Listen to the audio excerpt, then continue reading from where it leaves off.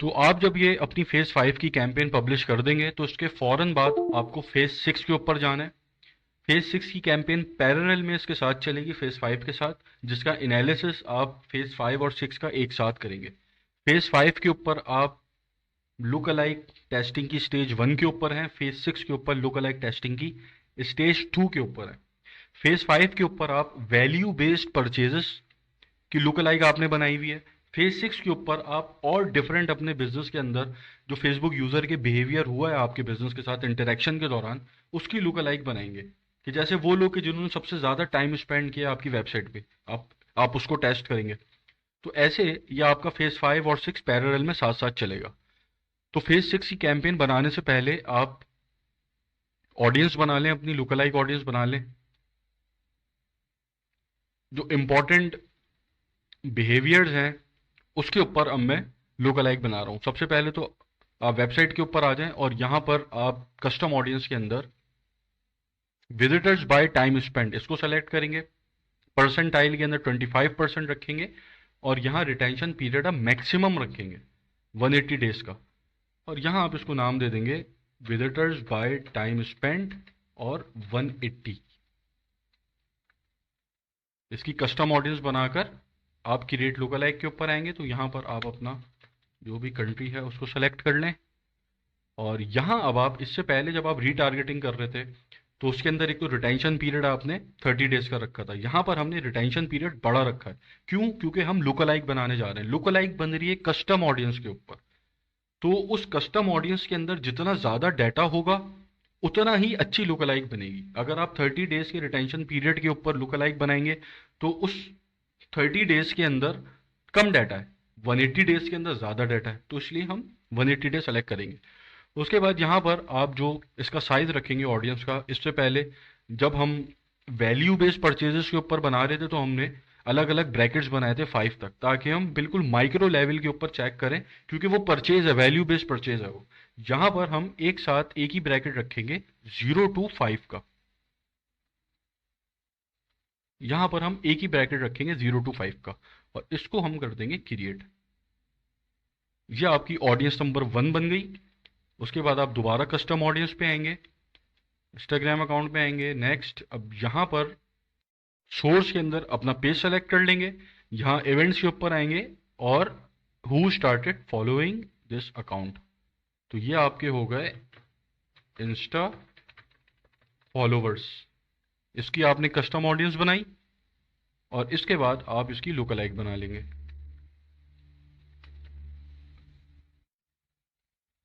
और इसका भी साइज आप 0 to 5 रखेंगे।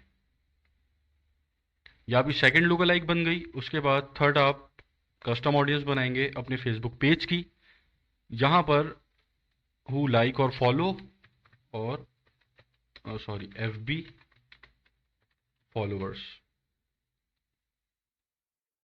इसकी लुक अलाइक बना लेंगे। यहाँ पर अपना कंट्री और साइज के अंदर 0 to 5।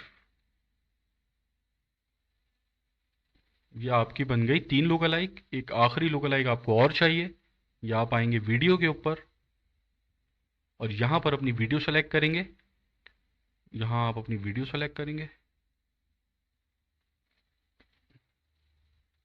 और यहाँ रिटेंशन पीरियड आप देखेंगे 365 मैक्सिमम जो यहाँ आपको अवेलेबल है। ठीक है,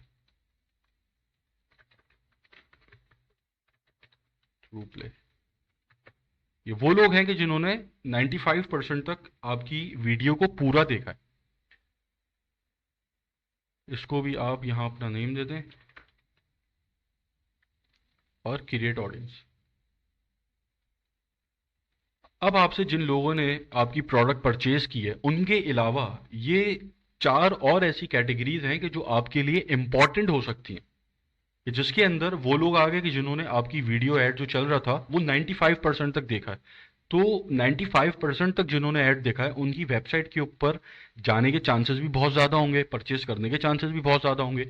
इसलिए हम फेसबुक को कह रहे हैं कि हमें ऐसे लोग ढूंढने हैं कि जिनका जो हमारा वीडियो ऐड 95% तक देखें एटलीस्ट। उसके बाद आपके एफ बी फॉलोवर्स। ठीक है, अभी आपका पेज बिल्कुल नया है, आपका किसी ने वीडियो ऐड देखा और वीडियो ऐड देखने के बाद आपके पेज को फॉलो कर लिया, तो अब वो भी आपके लिए इंपॉर्टेंट हो गया। उसको आपकी प्रोडक्ट में इंटरेस्ट था, इसीलिए उसने आपका पेज फॉलो किया होगा। तो अब हम इस जैसे और लोग ढूंढने की कोशिश करेंगे। फिर आपके इंस्टा अकाउंट के फॉलोवर्स आ गए कि इंस्टा के ऊपर किसी ने आपका ऐड देखा और फिर आपको इंस्टा पे फॉलो कर लिया, तो इट मीन्स कि वो आपकी प्रोडक्ट में, आप में इंटरेस्टेड था, उसने इंटरेस्ट लिया, इसीलिए उसने फॉलो किया।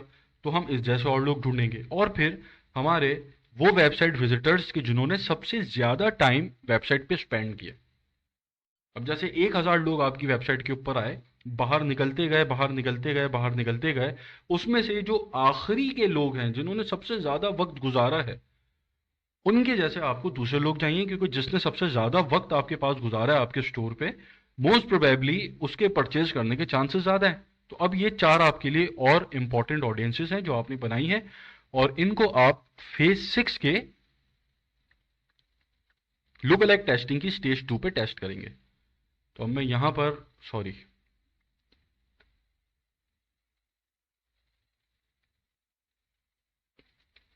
किसी भी एक एडसेट के ऊपर मैं आया, यहाँ पर मैं इसको न्यू कैंपेन पे जा रहा हूँ, न्यू कैंपेन पे क्लिक किया, इसको मैं दूंगा बजट। सबसे पहले तो मैं इसका फेज बताऊंगा, फेज 6 बजट। मैं यहाँ पर इसको दूंगा, बजट क्या दूंगा मैं इसको यहाँ पे $5 मल्टीप्लाई बाय 4, $20 का मैं इसको बजट दूंगा। तकरीबन ये कैंपेन चलेगी 6,000 पे, अगर मैं इसको देखूं पीकेआर में। फिर मेरी प्रोडक्ट का नाम आ गया और इस कैंपेन का पर्पस आ गया, लुक अलाइक टेस्टिंग स्टेज 2। इस कैंपेन का पर्पस आ गया, इसको आप कर दें डुप्लीकेट।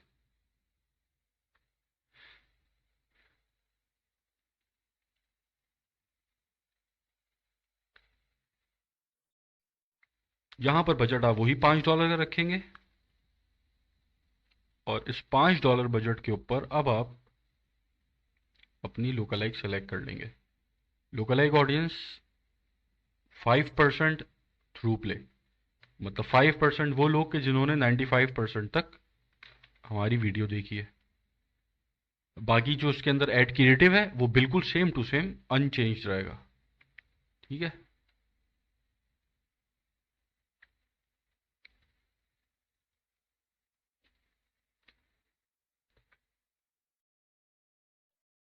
हमारी स्टेज 2 की कैंपेन है, इसको मैं फेज 6,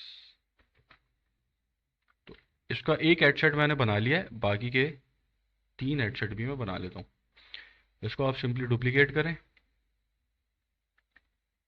डुप्लीकेट करें 3 में, 3 नंबर ऑफ कॉपीज।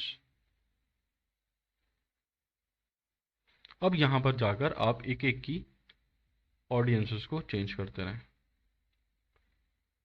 तो मैंने थ्रू प्ले सेलेक्ट कर लिया, अब मैं FB फॉलोवर्स को सेलेक्ट कर लिया। यहाँ पे इस कैंपेन को, एडसेट को नाम दे दिया FB फॉलोवर्स का। फिर यहाँ पर इंस्टा फॉलोवर्स को सेलेक्ट कर लूँ, इंस्टा फॉलोवर्स, थ्रू प्ले हटा दिया।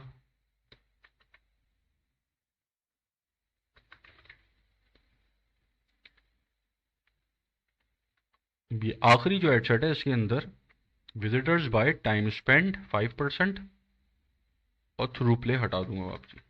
तो अब ये आपकी फेज 6 की कैंपेन है कि जिसके अंदर आप इन लुक अलाइक्स को टेस्ट कर रहे हैं कि जो आपके बिजनेस के लिए इंपॉर्टेंट हो सकती हैं।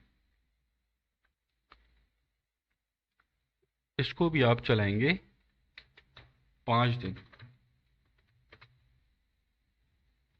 ये 5 डेज आपकी फेज 5 और फेज 6 चलेगा, कि जिसके बाद आप एनालिसिस करके इसको स्केलिंग की तरफ लेके जाएंगे। अच्छा, जब आप इस कैंपेन को 5 दिन चला लेंगे, फेज 5 और फेज 6 को, इसको आप आकर यहाँ टिक कीजिएगा, और अब ये एडसेट्स आपके सामने आ जाएंगे कि जो एडसेट्स आपने 5 दिन चलाए हैं। तो अब इन एडसेट्स को आपने देखना है कि कौन से एडसेट्स हैं कि जिसके ऊपर आपको प्रॉफिटेबल परचेजेस आएंगे, और बेंचमार्क आपने वही बनाने हैं जो आपको फेज 3 के अंदर मैंने बताए थे रूल्स। उन्हीं रूल्स के ऊपर आप इसको देखें कि आपको कौन से एडसेट्स के ऊपर परचेजेस आ रही है, कौन से एडसेट्स के ऊपर परचेजेस आपको लॉस में जा रही है। तो यहाँ पर जिन एडसेट के ऊपर परचेजेस लॉस में जा रही है उसको आप कर देंगे किल। ये है रूल नंबर 1। रूल नंबर 2 क्या है, आपको यहाँ पर अब ये देखना है। सबसे पहले अगर मैं सिर्फ फेज 5 की बात करूँ, अभी अगर मैं सिर्फ फेज 5 की बात करूँ, तो यहाँ फेज 5 के ऊपर आपको सिर्फ ये देखना है पहले कि ये जो लुक अलाइक 1% है, 1 से 2% है, 2 से 3, 3 से 4, 4 से 5, इसके अंदर जो आपको परचेजेज आई हैं, सबसे पहले तो आपने ये देख लिया कि यार मुझे लुक अलाइक 4 to 5 पे जीरो परचेज आई है, तो ये तो किल हो गया।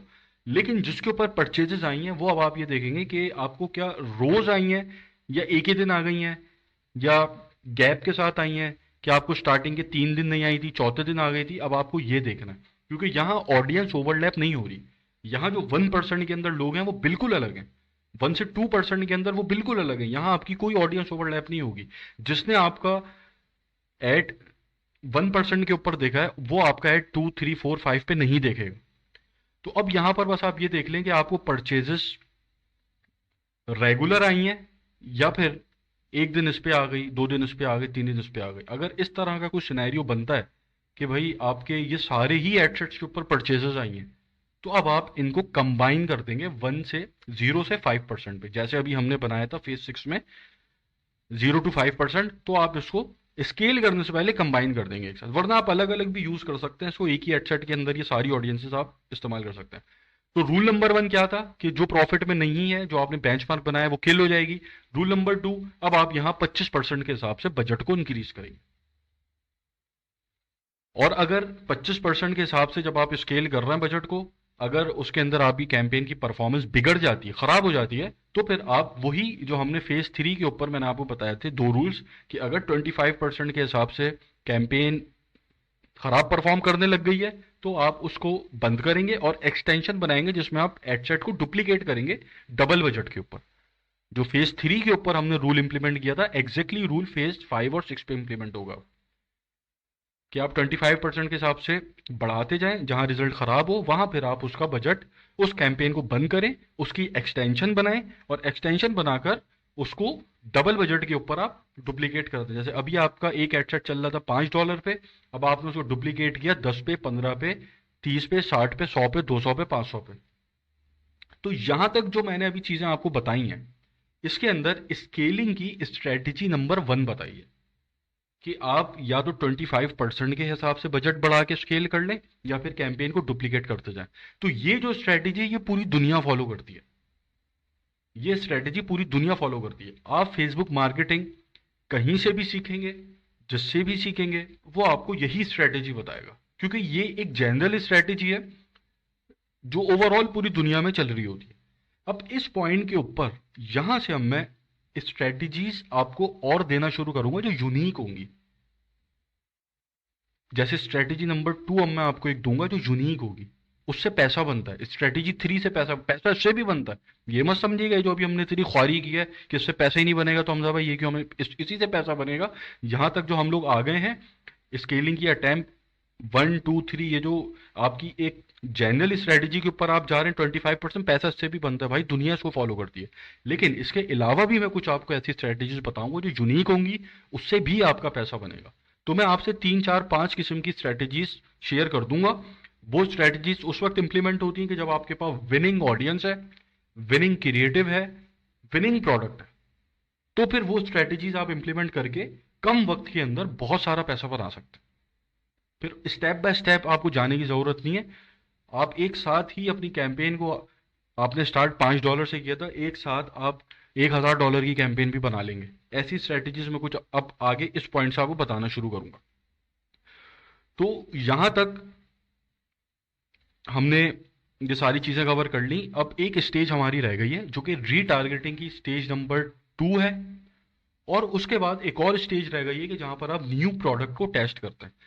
तो वो दो स्टेजेस जो हैं वो स्ट्रेटेजी का पार्ट है जो उसके अंदर है।